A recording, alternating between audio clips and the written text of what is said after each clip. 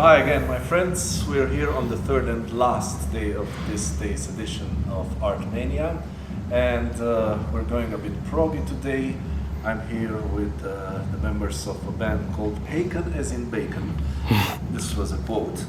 Hi guys, how are you doing? Good job getting it correct. So, how was your trip? How are you feeling today for the show? Ready? Feeling good. The trip over was pretty good. We came all the way from Manchester, so we had to drive to London, get 2 planes and a van, and it took 17 hours. It was long. We all felt we were going to die at one point on the plane. There was a lot of turbulence, and it was shaking very violently for about 20 minutes. It felt like it was going downwards. Yeah, so we survived that. So yeah, it was eventful. So it kept it interesting. But now we're here, we're alive, ready to rock. Hopefully it's going to be worth it. So let's speak a bit about fauna.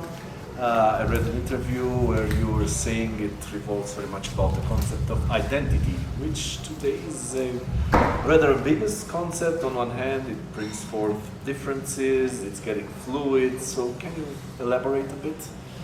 Well, yeah, the idea was to really loosely use the animal kingdom as kind of metaphors for different experiences. So every song has its own theme connected to an animal in some way. And that was just really a lyrical starting off point. Every song took its own direction.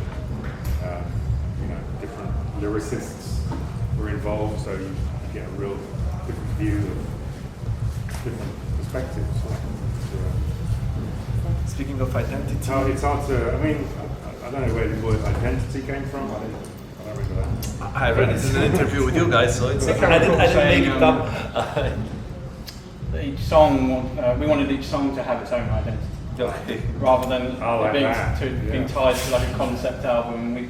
The last couple of records they follow the narrative, and we wanted each song to have its own world. I guess in a way it's very similar to The Mountain. In that way, it has this overarching theme, which we kind of loosely use as a starting point or a springboard for all these other ideas.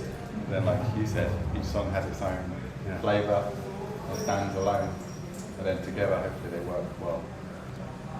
So how do you go on songwriting these days? Because we see there's a revival of prog music, definitely, but prog music encompasses a lot of things. You can everything that's not conventional can be called prog. So Porcupine Tree is prog, you guys are prog, Dream Theater are prog, and you can say that to a certain extent even Vlăduț is prog. So what is your, let's not say receipt, but your working method for writing music now? Because I know you come up with different ideas, and it's like a melting pot, but how did you go this time?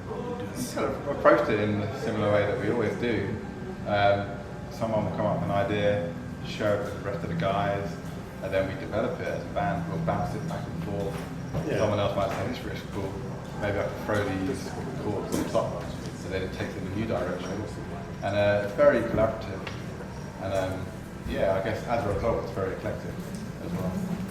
You could easily go down a rabbit hole of discussing like what's prog and what's progressive. And I find like what we tend to do is not prog. That prog to me is the classic bands. The Gentle and Giants. They have a very specific sound from that era. Progressive is when an artist is trying to evolve their sound, include new ideas into what they already do. And that's very much what we tend to always try and achieve. Records. A song like Alphabet for me had many new influences that we've not touched on before, and to me that's a progressive song. Even though it's probably the least prog song. You know what I mean? Somehow. That's how I see it.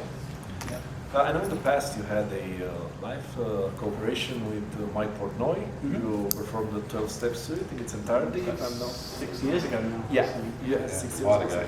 How did it come about? And was Mike Portnoy an influence for you, or just a fellow musician of the same mindset?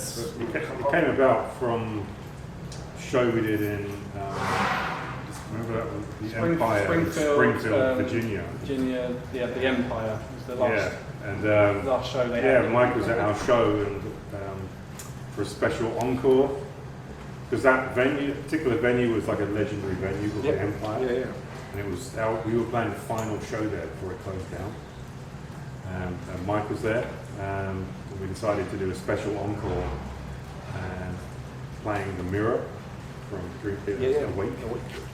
And Fade to Black. yeah. But you know, he just kind of got up on stage and played flawlessly. You know, it was just felt really cool to do that. And then I guess about 6 months later, he emailed us asking would we be interested in playing 12-step suite on his 50th birthday on Cruise to the Edge. Yeah. And so, you know, I had to help him out because he's been such a, you know, from the 90s, he's been such an influence on us as musicians and, you know, all of Dream Theater work. Yeah. It's, practicing musicians and trying to be better at playing and songwriting. All those guys were huge influence. Yeah, so it was Yeah, they kind of like paved the way for all these new progressive bands. Like without Dream Theater doing that and really establishing that progressive metal sound, we wouldn't be doing what we're doing. So to be able to play some music we've been growing up to. I always liken it today if Ringo asked you to play the Beatles songs, it's like it feels the same to me. Yeah. It was a huge deal for us. It's worth noting that we came onto his radar when The Mountain was released. Yeah. And he picked up on, I think The Cockroach King was like a song that really caught his attention.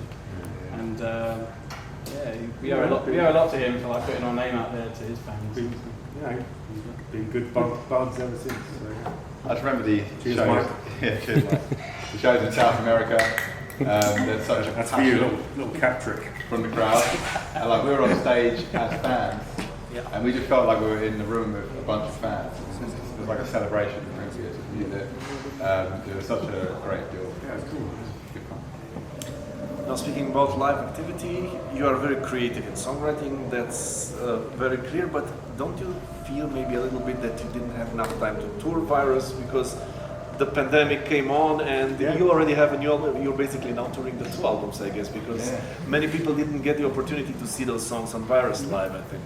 We didn't tour it at all. Yeah. Because we released it like right at the beginning of the lockdown. Yeah, exactly. So it was a real shame because we put so much into that album, and it felt like at that point it was the greatest thing we got done. We just didn't get to play it live, which is such a big part of being a band and like really putting your name out there. So that was a shame. But then we did get to play a bunch of the songs on the former tours that we've been doing, and today we're going to play a couple as well. So it's been good fun. Yeah, shame. Yeah, It is a shame. It is what it is. You know? Yeah. But you never considered postponing the release of Fauna just to get the time to make people more acquainted. We just want to keep putting new music out as much as we can. We don't want to wait. And I think this is one of the first shows of the tour. This one? Yeah. No, we've been in the States for. I mean Europe. We did a whole European tour with Between the Bird and Me. Yeah. Okay. Then we were in the States, did a whole Yeah. thing there, and then over the summer we've been doing various festivals here and there. What are the reactions now, especially that there's this hunger for music because of the lockdown on one hand, and because there's so many novelties coming from you. So how do people react? Oh, amazing, man! It's been great. Yeah. People are definitely more hungry to see live music. It seems like nowadays. It was cool as well. We went out with Between the Bird and Me earlier this year, and they're just the nicest band, the nicest guys, and we're showing a bus with them. So it's a great way to get back into the whole vibe. So that was so much fun. Yeah. But yeah, it's been good, isn't it? Yeah, like 3 years away, whatever it was, 2 years. Yeah.